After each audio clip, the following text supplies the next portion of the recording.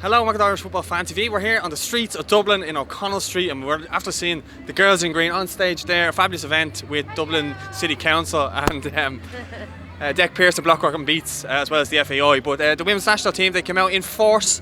They were on stage, they got a brilliant reception. 8,000 plus. Talk to me. Yeah, 8,000 plus and more in counting. Yeah, I mean, you're talking 8,000 plus and more in counting. These people were already down the road. They had them coming over the poles and everything. But yeah, no, outstanding game. But outstanding game. And as I said, great role models for the younger generation coming up, because the way things are going in Dublin, everywhere at the minute, it is diabolical, you know what I mean? So the kids do need people to look up to. And these are the right guys to do that, you know, like Katie Harrington with the boxing and you know. So yeah, and the Olympics and all these little girls and little boys do look up to them. And unfortunately, this is all these kids have got to, is to look up to this. Other than that, they're going to go down the wrong way. So thank God we have girls like this that are willing to go out on a limb, break bones, crackheads, everything else, you name it, they do it. But they do it, and I tell you, just the atmosphere alone here was great tonight. Do you know what I mean? Like, even if you didn't know about it, I just walked into it tonight. I wasn't realising it was here. But great, I was standing there for the whole lot of it.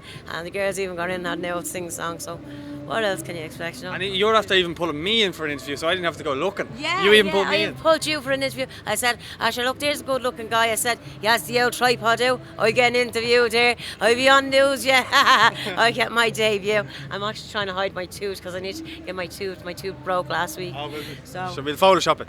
Photoshop. Excuse us. Yeah. Don't worry, we make you look like you were from Turkey, don't worry. Oh wow, not too bright. Why is the light there? I'm telling you, that light is bright. I'm seeing doubles. But so what had you here today? Just getting. I'm just covering it. I suppose I just wanted to get a front row. We were up the front there, right. Got all the coverage and everything. But just talk to me. You said about the World Cup earlier on, but just, you know, as a nation, we're not really known for women's football, and now we're starting to kind of see a bit of a push. How good is that to see? It's like we're being blown out of the water now. Do you know, right, I was only talking to a police officer there, Adam his name is, right, and we were saying about the football teams, and I said, do you know how football really started? Manchester United Football Club started off, right? We always thought it was men, right? No, but back in the 1930s, Manchester United Football Club was women done it when their husbands were in the war, right?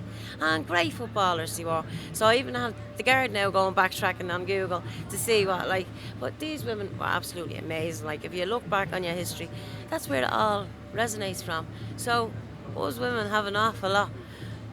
The fact that, you know, use men out there to play football, but absolutely amazing they are that. If you ever look back on the old Manchester United ladies football club back in the 40s and 50s when their husbands were over in the war, you know. So yeah, I think it's absolutely amazing, you know what I mean? And how proud are you of the team then, just lastly? I am so proud. Jeez, look this I am so Don't worry about the tooth. I know. I'm so proud. I'm actually over the moon for them, because at the end of the day, we do deserve it. Our Irish people do deserve it, you know. I mean, when you think of the amount of people that have come out with the Olympics and whatever it be, they're up there, you know, and they're a league of their own. And we just need a chance. We just need the opportunity. So all these opportunities now are flowing.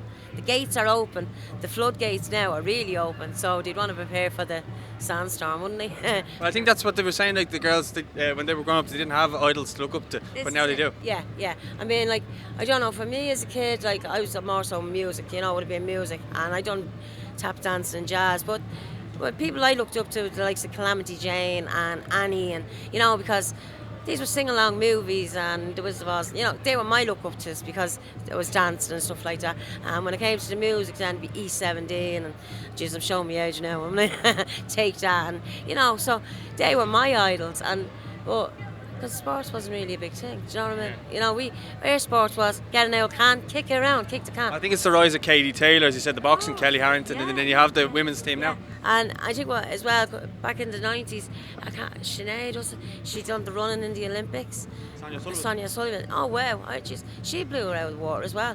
I mean, and like Conor McGregor and everything, all these Irish people that are coming up and doing this, they're great role models for the youngsters, because you have to admit, we're living in a scary era at this minute, you know. Yeah. I've got my youngest is 14, she's a little girl, and I'm scared shitless what is going to come, you know, with the way things are going on in Dublin at the minute. But so she should go on and do something in sport, and yeah, you know. well, she's in the sport. She is now. She's only starting to get into the football, but you know, hopefully she's still picking and choosing, but she does clubs and stuff like that. So she's on the right road, but she just needs to focus on who she wants to, you know, and where she wants to be, like, because she wants to be a veterinarian. So.